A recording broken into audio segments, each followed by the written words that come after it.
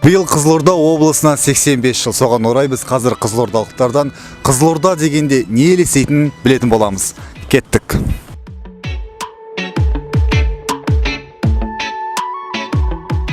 Қызылорда дегенде бірінші көзімізге Байқоңыр елестейді. Жеркіндігі күріш, сосын қазақы орта әлі құндылықтар сақталған.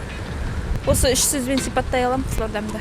Маған бәрі елестейді. Мысалы жүріп атқан қазіргі мына Қызылорданың жұмысы жаңғыртып жаңағыдай жолдар тістеп жатыр, жылу құбырлары ауысып жатыр, бізге орақ түсіп жатыр. Соның бәрі елестейді маған. Қызылорда дегенде осы ақын жыраулар есімізге түседі. Мысалы қаншама ақындарымыз, жыршыларымыз, әншілеріміз шықты Қызылордадан. Өзімнің туған жерім ыстық Қызылорда. Тазалық, бірінші очередь тазалық, басқа қала кіріп атсаң уже көрініп тұрады. А бізде қалай кіресің, қалай қаладан шығасың, тазалық. Барлық жерде тазалық. Әкімге рахмет.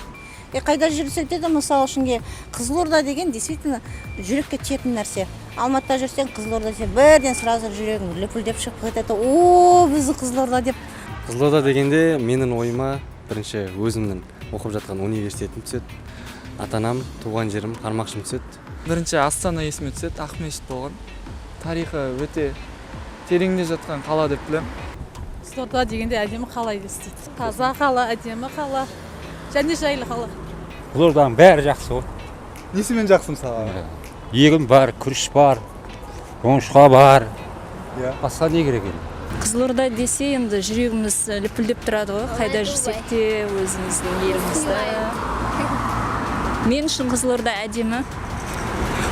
Жан-жағымыздың бәрі көк күмбек, таза жер, таза ауа. Отлично. Біз қала тұрғындарының пікірін білдік. Ал құрметті көрермен, сіздердің ойларыңызша Қызылорда дегенде не елестейді? Комментарийге пікір қалдырып кетейік.